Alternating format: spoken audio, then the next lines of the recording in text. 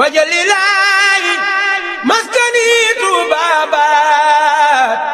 misrasmi abijaayi xayri manabaat. liggéey bi mu sumb jëm si wàllub assainissement bu Touba sa kanam tàmbali na phase bu njëkk bi si gox bi di 30 gu sexaw ga liggéey bi tàmbali na boo fi accès gis ni barab bi ni mu meloon ak ni ñu ko tàmbalee di soppee xam ni Touba sa kanam farlu na si liggéey bu nu mel naka noone délégation bu mag moom la Serigne Bassirou Abdou Khadre Mbacké porte-parole du khalife général des Mourides àndal ñëw ngir saytu si liggéey bi si turu Serigne Mountakha Mbacké Bachir khalife général des Mourides bi mu ñëwee fekk na fi Serigne Abibou Mbacké mi kilifa yi Touba sa kanam ngir nag saytu tolluwaayu liggéey bi ki nga xamante ni moom mooy ingénieur bi yor wàllub liggéey bi di Ngagne Thiam moom nag mi ngi leeral sëriñ bi barab yi ni mu meloon barab yi si melokaan bu jéggi dayo bi ñu ko fekkoon doonoon barab buy taa du ñàkkoon sax mu amoon ay jeexintal si dem bi ak dëkk bi ak si askan wi nga xamante ni ñoo fekk baax fii moom nag dellu si na si taxawaay bi Touba sa kanam am ngir nag saafara ko ba mu sax dàkk.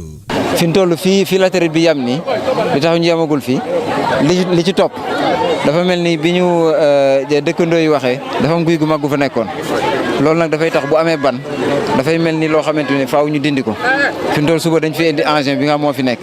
dana ci gas daanaka lu mat ñaari mètre ci suuf ñu doog di traité loolu ba pare nag daal di continuer nga xamante bi ne ni boo liggéey danañ ko mën a def incha allah loolu la ñuy def moom buñ ci noppee moo xam pavé la moo xam goudron la luñ ci bëgg a teg mën nañ ko cee teg ëllëg incha allah ba pare day méngoo ak leneen yi nga xam ne moo ci nekk ah bu ci gën a yomb pavé moo ci gën a yomb pavé moo ci gën a yomb pavé moom moo ci gën a yomb ah waaw noonu lañ koy def si ñëw rek lal ci kaw daal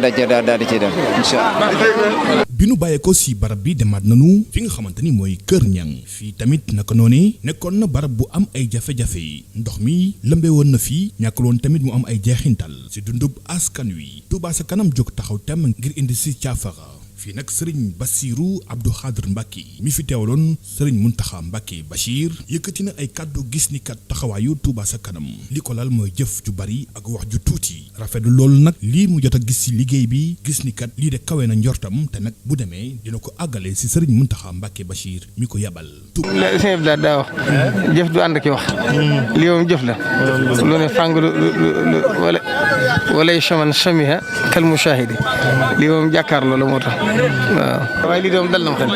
dal na ma xel bu baax a baax danaa ko daal leeral sëñ bi lépp incha allah ndax léegi lañ fi jógee maag sa yéegi bi sax waaw ndeysaan xelam sedd na xelam dal na alhamdulilah am na ci yaakaar yéen a rëy alhamdulilah li mu ci wax ñëpp dégg ko lam ci yéene lam ci wax kawe na loolu waaw yéen itam ñu ngi leen di sant bu baax ndax moom liggéeyal Sëñ Tuubaa ñun ñëpp la war nag bu ngeen bokkee ci sëñ bi boo bëgg ko jaayee lépp jëndee ko taalibe def ne seen maam bi defoon loolu moom mooy liggéey bi waaw loolu moom yàlla nañ Sëñ Tuubaa saxal te dimbali leen ci kattan na leen ci bu baax